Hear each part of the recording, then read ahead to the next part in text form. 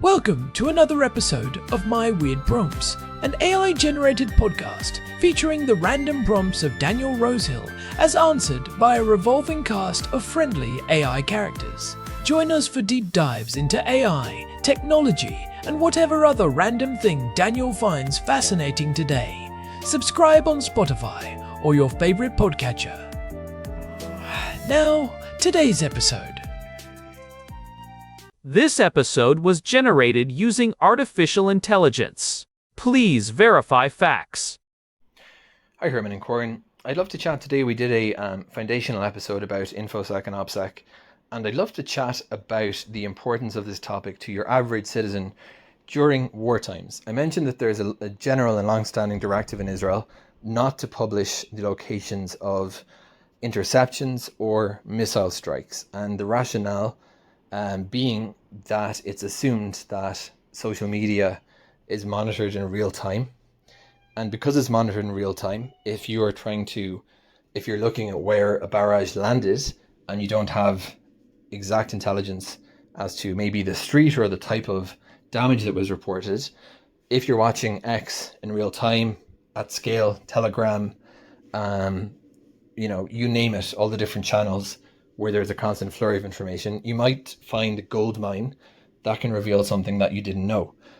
And I think the Home Front Command in Israel has done a fairly good job at reminding Israelis that it's not only not something not to do, it's actually against the law. And the public broadcaster has a representative from the Home Front Command during the Iran war and reiterating that message several times so that people would catch it. And so I think that's kind of permeated, but it's fairly easy. All these things are fairly easy you can think how someone would maybe inadvertently find themselves in a situation. Maybe they're doing a live stream and they stumble upon something in the sky. My question really is, where do the parameters lie in what might be considered useful information for the enemy in a combat zone? When we're talking in the Israeli context here, we can imagine that these exact landing sites are and that's extremely problematic, especially in real time. But there does become a point at which that information is no longer classified or useful. We can think of the missile impact sites in Tel Aviv, whereas there was this particular building that was hit, an apartment building, that was at the time under the military censor or censored. But at a certain point in time, that censorship was removed, because if you have a building in the middle of Tel Aviv that it's all the windows knocked out, there's no way you're going to be able to prevent that information from the specific address from just kind of naturally percolating out to the internet. So there has to be some kind of a consideration here as to that time frame, and I think that would be a really interesting thing to talk about. I'd love to also think about the other aspects, because if we talk about missile landing sites in the context of the Iranian war as kind of a classic, well, yeah, everyone knows don't do that.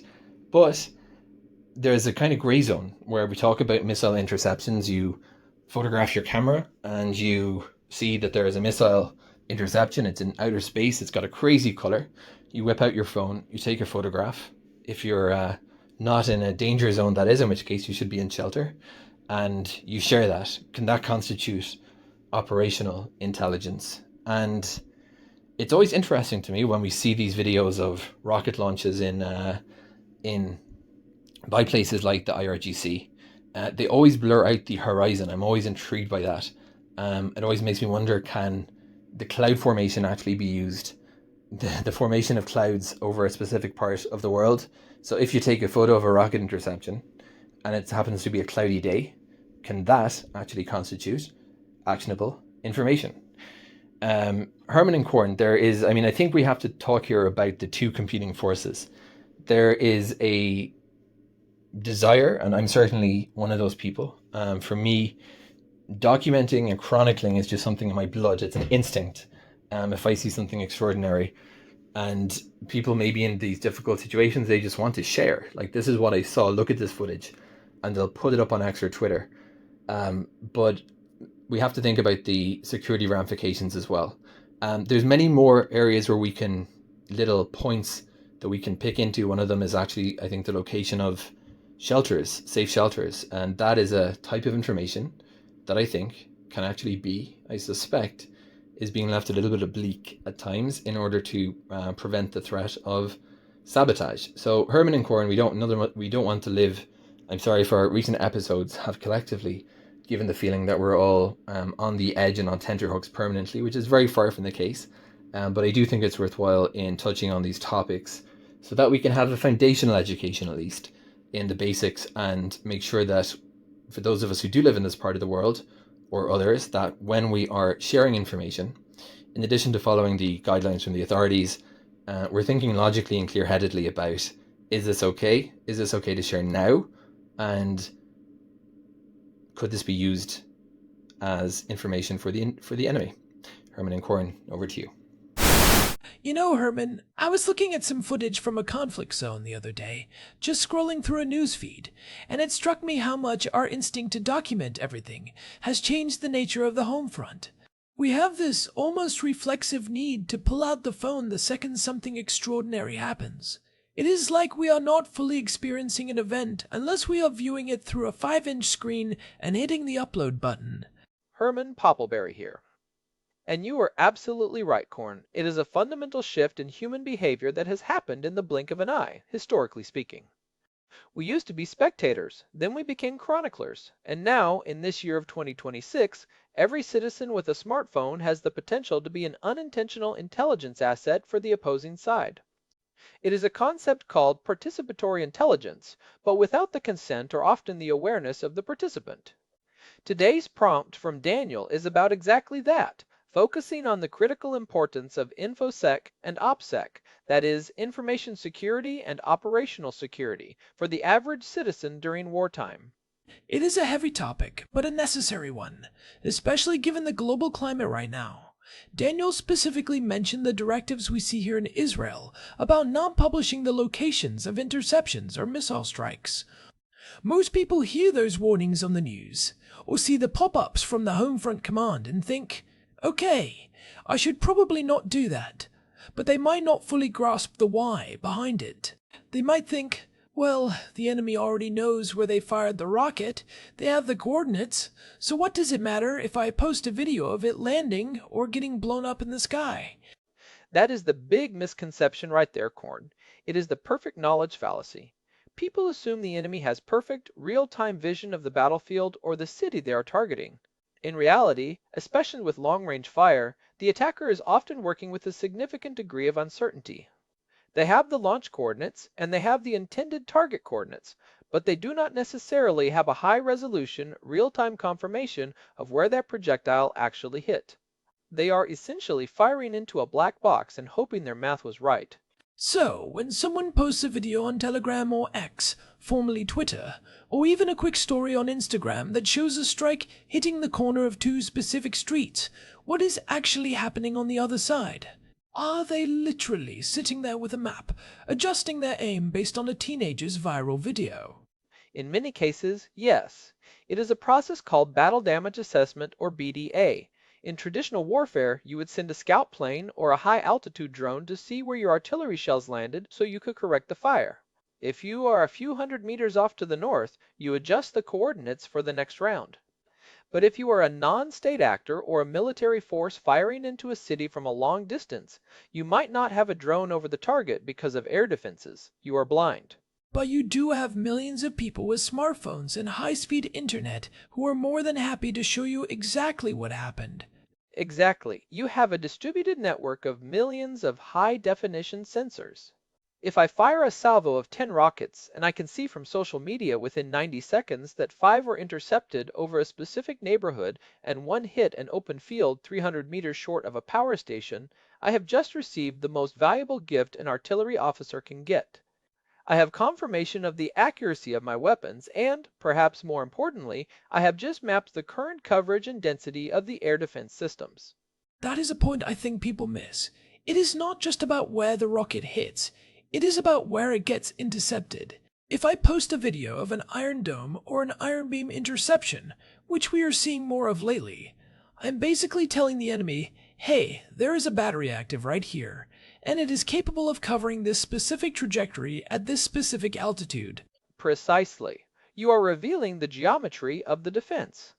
If the enemy sees that interceptions are consistently happening at a certain altitude and location, their AI-driven analysis tools can start to calculate the blind spots or the saturation points of that defense system. They can say, okay, if we fire from a slightly different angle or at a lower trajectory, we might bypass that specific battery. Your 30-second video of a cool explosion in the sky is actually a vital data point in a very lethal geometry problem. By 2026, the speed at which this data is processed is staggering.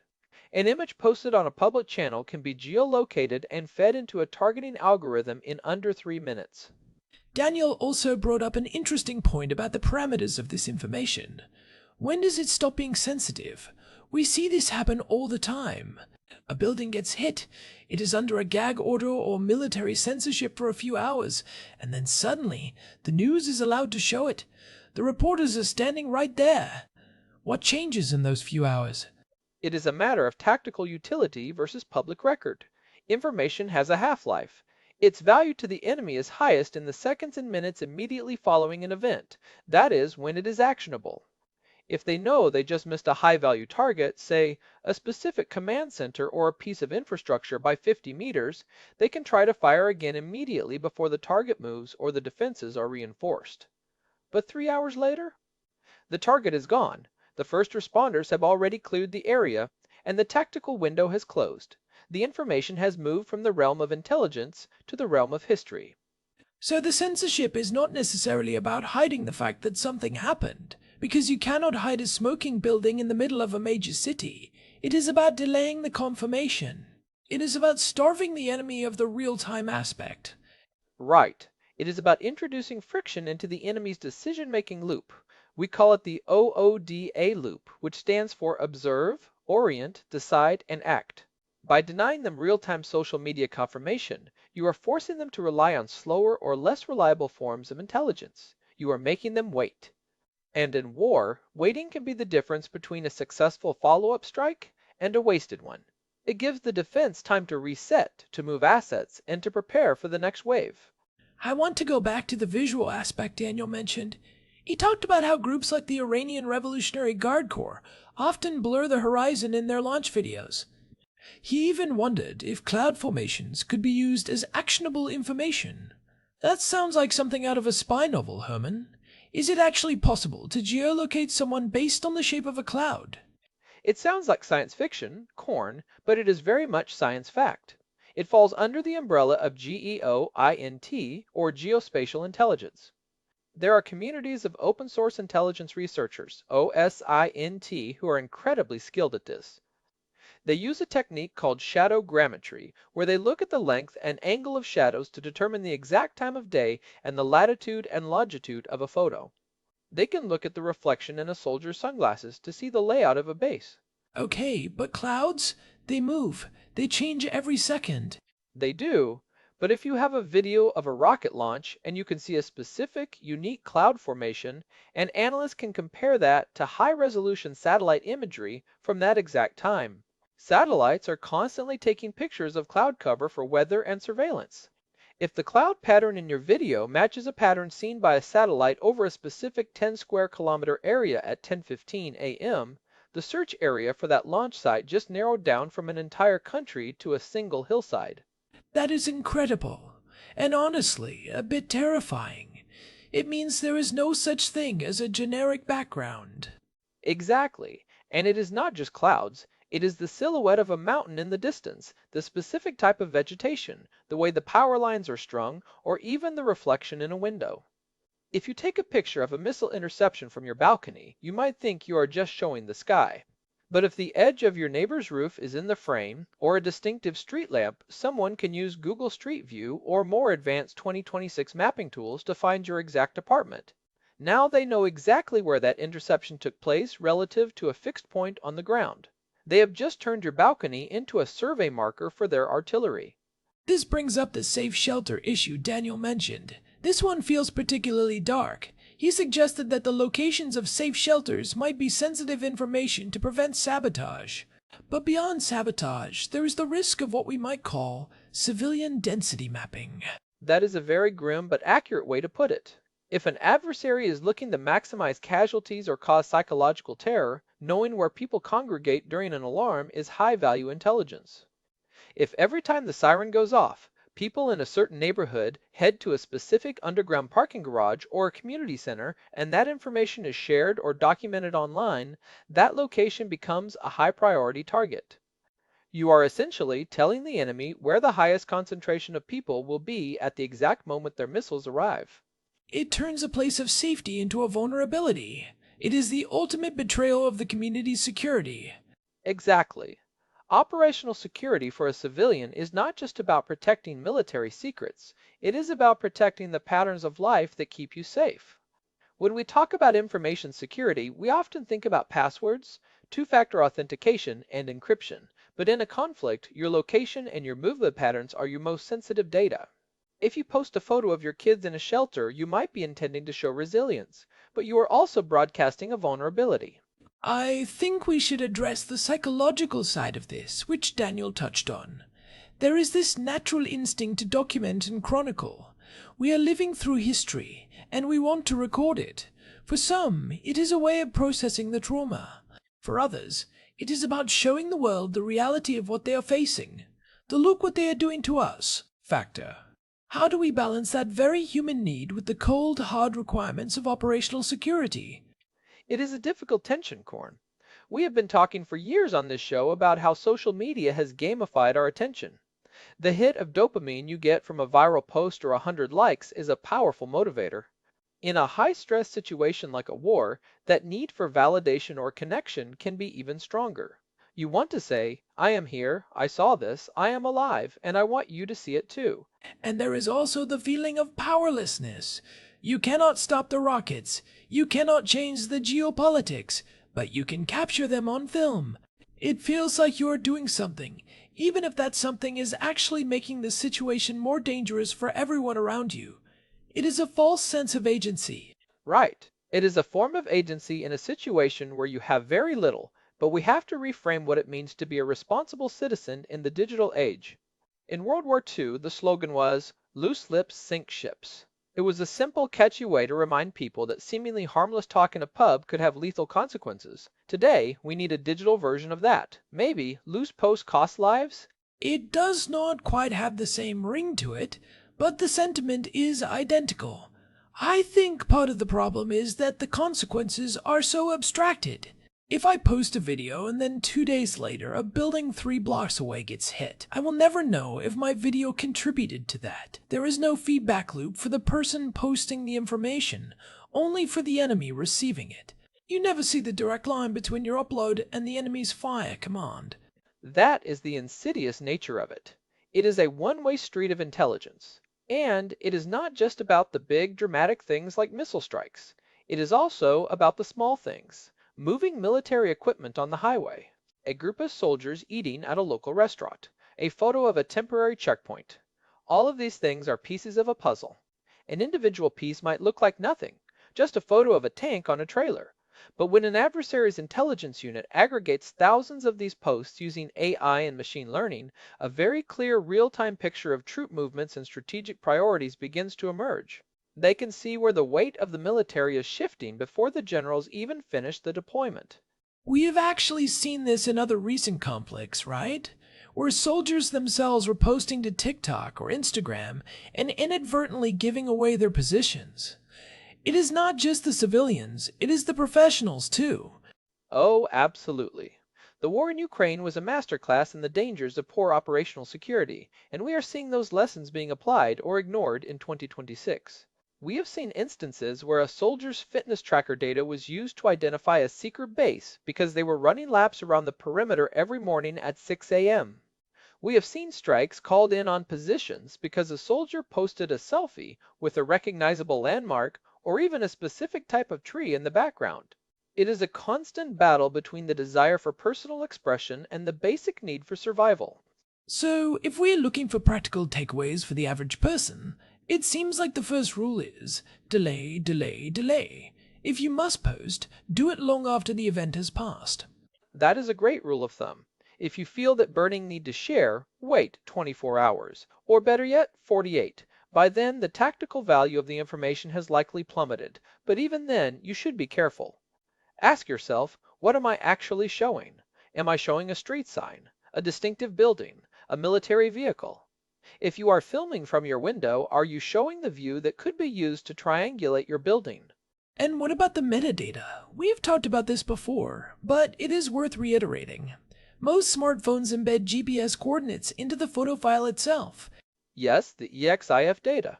Most major social media platforms like X or Facebook will strip that data out when you upload the photo to protect privacy, but not all of them do. And if you are sending photos through messaging apps like Telegram or WhatsApp, that data might still be there depending on your settings. If you send a high-resolution image of a strike to a group chat, you might be handing over the exact GPS coordinates of the impact site down to the centimeter without even realizing it. You are basically doing the enemy's job for them. It feels like the safest bet is just to not take the photo in the first place. But I know that is a big ask for people in 2026. We are conditioned to document. It is a huge ask. But think of it this way. When you are in a conflict zone, you are not just a private citizen anymore. You are part of a collective defense. Your information security is your neighbor's physical security. If we can shift the culture to where posting real-time combat footage is seen as socially irresponsible, like driving drunk or littering, we might see a real change in behavior. It needs to be a social taboo. I like that analogy. It is a matter of public safety. And it is also about trusting the official channels. In Israel, the Home Front Command is very specific about what can and cannot be shared. They are not trying to be killjoys or hide the truth. They are trying to manage the information environment to keep people alive. They are trying to keep the black box as dark as possible for the enemy. Exactly. They have a bird's eye view of the intelligence situation that we simply do not have. If they say, do not post videos of interceptions, it is because they know that those videos are being used to calibrate the next salvo. It is a direct link between your social media feed and the next siren you hear. If you provide the BDA for the first rocket, you are essentially aiming the second one. What about the role of the platforms themselves? We have seen some efforts to curb the spread of sensitive information, but it is a bit of a cat and mouse game. Can the platforms do more? It is incredibly difficult for the platforms to moderate this in real time. By the time an automated system flags a video of a missile strike, it has already been seen, downloaded, and mirrored by thousands of people, including intelligence analysts who are specifically looking for it. The speed of the internet is simply faster than the speed of most moderation systems. That is why the responsibility ultimately has to rest with the user. You are the first line of defense.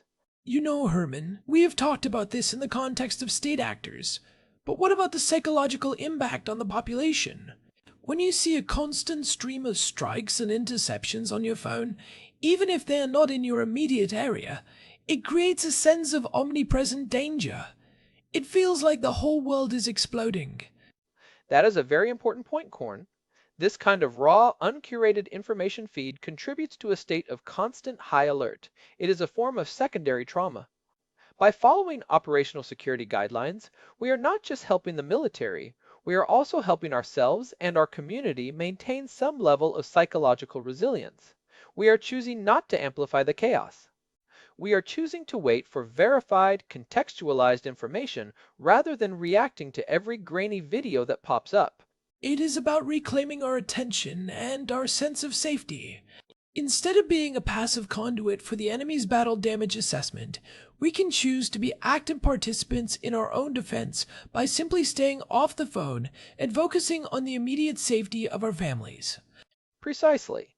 It is a form of digital discipline. It is not glamorous, it does not get you likes, and it does not make you feel like a citizen journalist, but it is one of the most effective things a civilian can do during a time of war. It is the 21st century version of turning off the lights during a blackout. You are making yourself and your city a harder target. We have covered a lot of ground here, from the technicalities of geospatial intelligence and shadowgrammetry to the psychological drivers of social media use. I think it is clear that information security is no longer just for spies and IT professionals. It is a basic civic duty in the 21st century. It is part of the social contract now. It really is. And as the technology gets more sophisticated, as AI becomes more capable of stitching together disparate data points, A cloud here, a shadow there, a street lamp there, into a coherent, actionable picture, the importance of individual operational security is only going to grow. We have to be as smart as our smartphones. We have to realize that every byte of data we put into the world can be weaponized if it falls into the wrong hands. That is a good line, Herman. We should probably wrap it up there before I start trying to come up with more slogans that do not rhyme. Fair enough. But before we go, I want to reiterate how much we appreciate everyone listening and engaging with these topics. It is through these discussions that we can all become a little more informed and a little more prepared for the complex world we live in. OpSec is not about fear, it is about empowerment through caution. Absolutely. And if you have been finding these deep dives helpful, we would really appreciate it if you could leave a review on your podcast app or Spotify. It genuinely helps the show reach more people who might be interested in these kinds of weird prompts and the very real-world consequences they explore. It really does. And remember, you can find all our past episodes, including our earlier discussions on information security and the evolution of digital warfare, at myweirdprompts.com. We have a full archive there, plus a contact form if you want to reach out with your own thoughts or experiences. You can also find us on Spotify, Apple Podcasts, or wherever you get your podcasts. And if you have a topic you want us to tackle, no matter how weird or specific, you can email the show at show@myweirdprompts.com. Thanks for joining us today. This has been My Weird Prompts. Stay safe out there, keep your data close, and think before you post. Goodbye, everyone. Goodbye. This episode was generated using Gemini Flash 3. Text-to-speech engine was Chatterbox. Thanks for listening to another episode of My Weird Prompts, an AI-generated podcast featuring Daniel Rosehill's AI prompts, as answered by a revolving cast of friendly AI characters including me, Cornelius the Sloth. Subscribe on Spotify or visit myweirdprompts.com.